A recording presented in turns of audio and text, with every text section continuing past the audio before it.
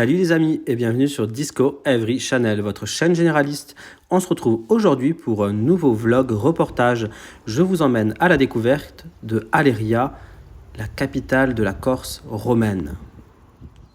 Avant de s'appeler Aleria, la cité se nommait Alalia et c'était une cité grecque. Elle a été fondée en tant que colonie par les Phocéens en 565 avant Jésus-Christ.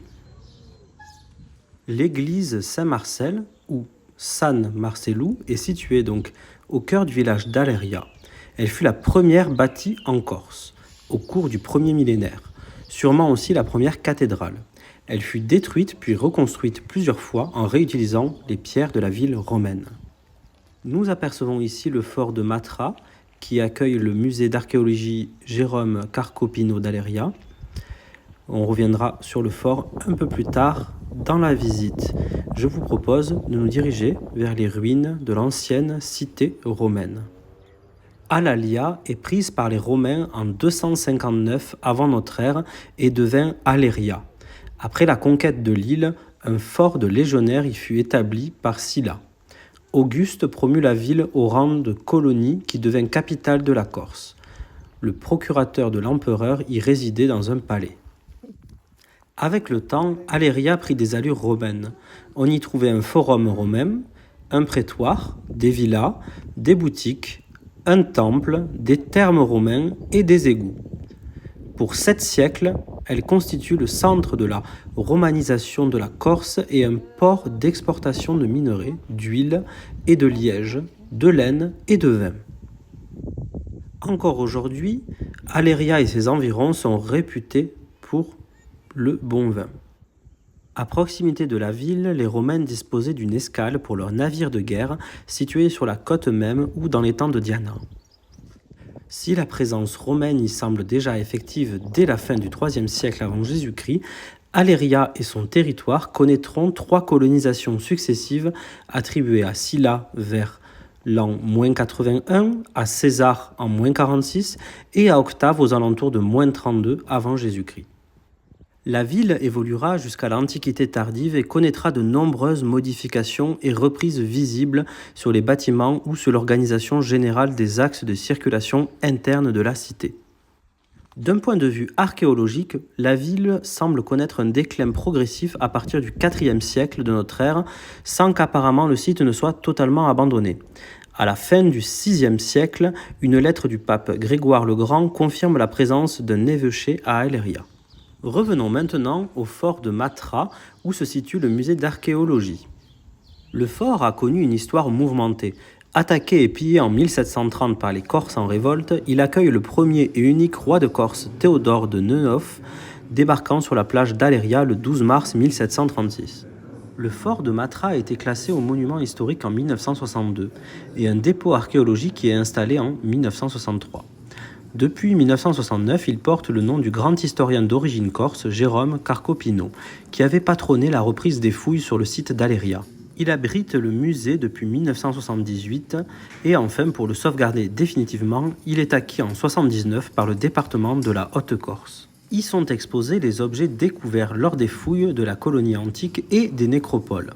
Au premier étage, plusieurs salles d'exposition relatent 15 siècles de l'histoire d'Aleria et de la Corse, depuis la proto-histoire jusqu'à la fin de l'Empire romain.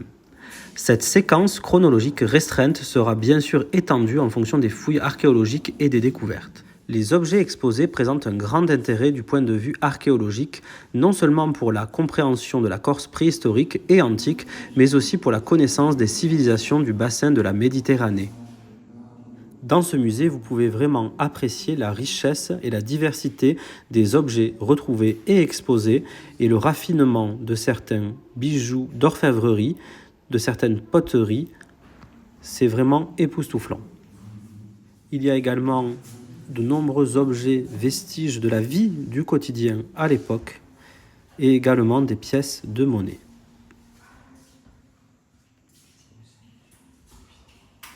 Sans oublier bien sûr les armes qu'utilisaient les Romains et les Grecs à l'époque.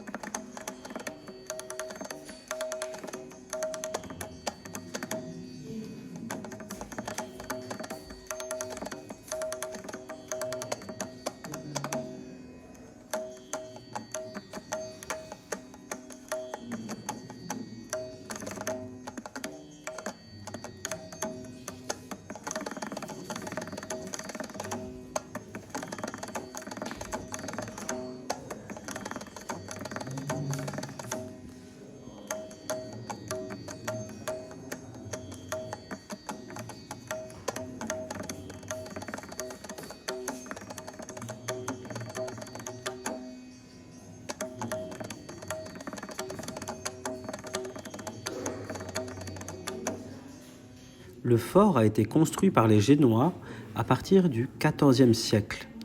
Se trouvait ici un petit détachement de cavalerie dont la mission était de surveiller la plaine et le passage vers Corté. Le fort est constitué d'un quadrilatère irrégulier construit sur 2 niveaux, d'un patio central recouvrant une citerne. Il possède une puissante tour carrée à l'angle sud-est. Au XVIIIe siècle, il sera amodié à la puissante famille des Matras, puis contrôlé par l'armée et les douanes.